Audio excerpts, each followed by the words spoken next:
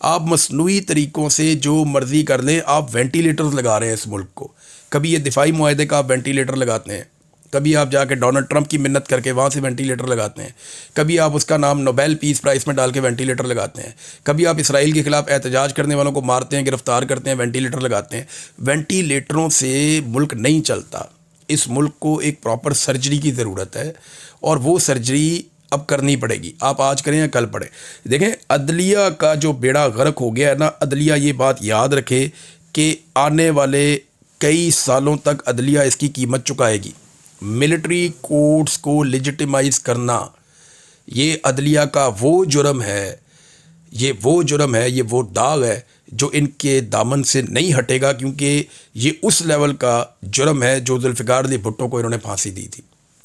یاد رکھیے گا, جتنا بڑا جرم ذوالفقار علی بھٹو کو پھانسی دینا تھا نا, یہ اسی نوعیت کا جرم ہے کہ انہوں نے فوجی عدالتوں کو لیجیٹیمائز کر دیا کہ جناب جو ہمارے عام سویلینز ہیں ان کے اوپر الزام ہے کہ کسی نے پولیس کی گاڑی چلا دی یا جا کے احتجاج کر دیا کسی جگہ پہ, کوئی آگ لگا دی یا کوئی توڑ پھوڑ ہو گئی, تو اس کا اب فیصلہ بجائے اس کے کہ سویلین کورٹ کرتی, پولیس انکوائری کرتی, وہ فوجی عدالتوں نے اپنے ہاسٹائل انوائرمنٹ کے اندر وہ بندے جن کا کبھی بھی جوڈیشری میں کوئی ایکسپیرینس نہیں ہے, وہاں پہ ایک کرنل بیٹھتا ہے, وہ فیصلہ کرتا ہے. مجھے بتائیں کہ جرنل جو ہے وہ مدعی ہے اور کرنل نے فیصلہ کرنا ہے. مجھے بتائیں ایک درزی ہے دوسرا جو بندہ پکڑا ہوا ہے, تو وہ درزی کے حق میں فیصلہ دے گا یا جرنیل کے حق میں دے گا؟ آپ مجھے بتائیں نا. مطلب آپ کی بات صحیح ہے کہ ادارے جو ہے وہ پاکستان میں تقریباً سارے تباہ ہو گئے, سر برباد ہو گئے. ایک ریوائول آنا چاہیے, ریوائول ہونا چاہیے. عدلیہ کی تباہی کے پیچھے ججز کا ہاتھ ہے, وکلا تنظیموں کا ہاتھ ہے. وکلا کو اور ججز کو اس وقت تو موجیں لگی ہوئی ہیں, یہ انجوائے کر رہے ہیں, کتنا پیسہ بنا لیں گے, اپنے بچوں کو دیں گے, باہر نکال دیں گے. لیکن یاد رکھیے گا کہ آنے والی نسلیں ان کو کوسیں گی, ان کو گالیاں دے گی, ان کی تصویریں بنا کے عدالتوں میں لگائیں گی اور بتائیں گی کہ یہ وہ شکلیں ہیں جنہوں نے ہماری جوڈیشری کو برباد کر دیا تھا, تباہ کر. آج مجھے بتائیں نا کہ جو جسٹس ڈوگر تھا, ڈوگر کوٹ, یاد ہے آپ کو؟ جی بالکل. افتخار چودھری صاحب کے دور.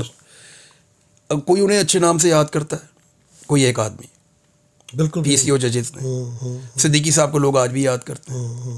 باقی جو لوگ ڈٹ گئے تھے, کھڑے ہو گئے تھے, انہیں لوگ آج بھی یاد کرتے ہیں. آج بھی آپ دیکھیں محسن اختر کیانی ہو گیا, وہ جو بہت بڑا نام ہے. سمن رفت صاحبہ ہے, ہماری ایمان صاحبہ کے ساتھ جو ہو رہا ہے, ایمان مزاری صاحبہ کے ساتھ, کیا یہ انصاف ہے؟ جو مارنگ بلوچ کے ساتھ ہم کر رہے ہیں, ہم دنیا کو کیا پیغام دے رہے ہیں؟ مارنگ بلوچ اپنے منہ سے کہتی ہے کہ بھی آئین اور قانون کیا کہتا ہے اس کے اوپر چلو. وہ کہتے ہیں نہیں جی آئین اور قانون کے اوپر ہم نے نہیں چلنا, ہم نے تمہیں اندر رکھنا. اچھا, وکلا آئین اور قانون کی پامالی ہو رہی ہے, اس پہ آواز نہیں اٹھا رہے. اور ابھی جیسے تازہ واقعہ ہے کہ ہمارے دوست بھی ہیں بڑے اچھے, اور بڑے اچھے صحافی ہیں, بڑے بیلنسڈ ہو کے ہمیشہ وہ کرتے ہیں, کاشف عباسی, ان کو نو فلائی زون اس میں لسٹ میں ڈالا ہوا ہے. ان کی جو اپنا زوجہ ہے میر بخاری, ان کا اکاؤنٹ بند کر دیا ہے.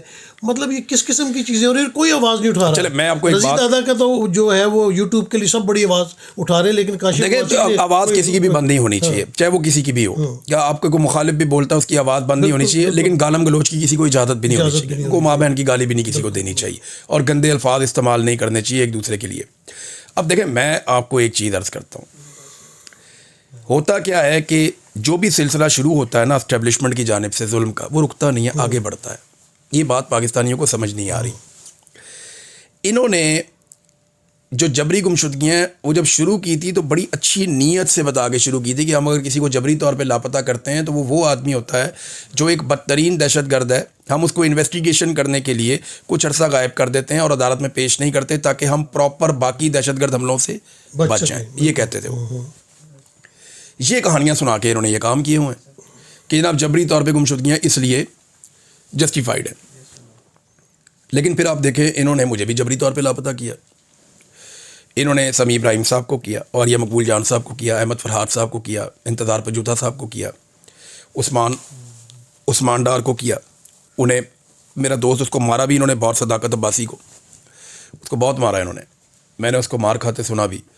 تو صداقت عباسی کو انہوں نے, اور یہ مقبول جان صاحب کے اوپر اس عمر میں ٹارچر کون سوچ سکتا ہے. اور بزرگ لوگوں کو انہوں نے مارا, اغوا برائے انہوں نے بیان کروائے, بہت بے شمار لوگ. فاروق حبیب کے ساتھ دیکھیں انہوں نے کیا کیا. تو میرا یہ ماننا ہے کہ جو انہوں نے ظلم کیا وہ رکا نہیں نا.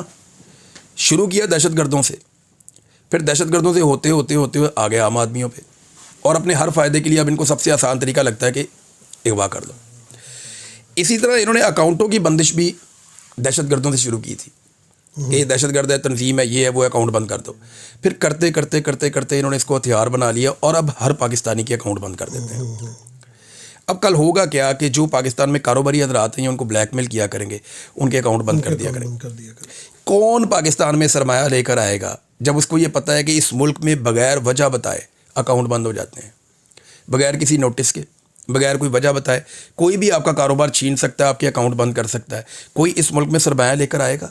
कभी भी नहीं आएगा। इसी तरह इन्होंने जो ECL के अंदर नाम डालना, ब्लैक लिस्ट के अंदर नाम डालना, इन चीज़ों को बतौर हथियार इस्तेमाल किया। अब कौन है ऐसा पाकिस्तानी जो पाकिस्तान के अंदर कामयाबी हासिल करता जाए और वो ये ना सोचे कि मैं अपना सरमाया लेके पाकिस्तान से बाहर भाग जाऊँ? आज पाकिस्तानी बहुत बड़े पैमाने पर सरमाया निकाल के पाकिस्तान से बाहर क्यों भाग रहे हैं? पाकिस्तान को एक इंसानों की जेल में कन्वर्ट कर दिया। अगर आपको मेरे से शिकायत है तो मेरे पूरे ख़ानदान को वो डालेंगे ब्लैक लिस्ट में, ECL में। काशिफ अब्बासी से शिकायत है तो पूरी फैमिली को डाल देंगे। ये उन चीज़ों को हथियारों के तौर पे इस्तेमाल कर रहे हैं जिनकी कानून में गुंजाइश बहुत थोड़ी सी मौजूद है और उसके लिए बड़ी जस्टिफिकेशन देनी पड़ती है। जो ये कर रहे हैं ना, फसल बो रहे हैं, ये फसल पाकिस्तानियों को काटनी पड़ेगी। और बाद औक़ात वो कहते हैं ना, पुरानी एक कहावत है कि हाथों से लगाई हुई गिरें आपको दांतों से खोलनी पड़ती हैं। मैं नसीम भाई आपको एक बात बताऊँ, ये गिरें दांतों से भी नहीं खुलनी जो ये लगा रहे हैं। जो गिरें ये लगा रहे हैं ना, ये दांतों से खुलनी भी नहीं है। इनके दांत टूट जाएंगे, गिरें नहीं खुलेंगी। ये दाग लग गए हैं ना इस वक्त अदलिया के ऊपर, एस्टेब्लिशमेंट के ऊपर, ये दाग नहीं हटने। इन्होंने बेड़े ही गर्क कर दिया, पूरा सिविल स्ट्रक्चर उड़ा के रख दिया इन्होंने। इमरान खान जेल में बैठ के बार बार ये कहता नहीं है। आप अपना ट्रैक रिकॉर्ड देखें और इमरान खान का ट्रैक रिकॉर्ड देखें, इन्हें लगता है ये इमरान खान को हराएंगे। सर, हारता वो है जो हार मान लेता है, ये इमरान खान ने कहा हुआ है। उसके पूरे लाइफ का आप ट्रैक रिकॉर्ड देखें, वो हारता ज़रूर है, हार नहीं मानता। इनका ट्रैक रिकॉर्ड में शिकस्त तस्लीम करना है। मिलिट्री एस्टेब्लिशमेंट का जो ट्रैक रिकॉर्ड है 70 साल का, 75 साल का, उसमें शिकस्त तस्लीम करना बार बार है, कंप्रोमाइज़ करना बार बार है। बहुत सारी चीज़ें इनके रिकॉर्ड का हिस्सा हैं जो इमरान खान के नहीं हैं। हाँ, लेकिन उस आदमी में ये सियासतदानों वाली फ्लेक्सिबिलिटी है कि वो for the sake of country बैठ के बात कर सकता है, लेकिन अपने लिए डील नहीं मांगेगा जो ये चाहते हैं। तो ये पंगा इन्होंने गलत ले लिया।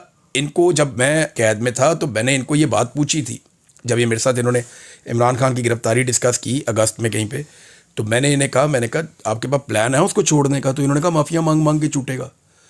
तो मैं उस टाइम सोच रहा था कि ये इनका दिमाग ख़राब हो गया, क्योंकि मैंने इमरान खान से पूछा था कि फाइनली ये क्या करेंगे, तो उन्होंने कहा ये मुझे गिरफ्तार कर लेंगे। तो इनके पास प्लान वहीं तक है जहाँ तक ये मुझे गिरफ्तार करेंगे, उसके बाद इन्हें कुछ नहीं पता।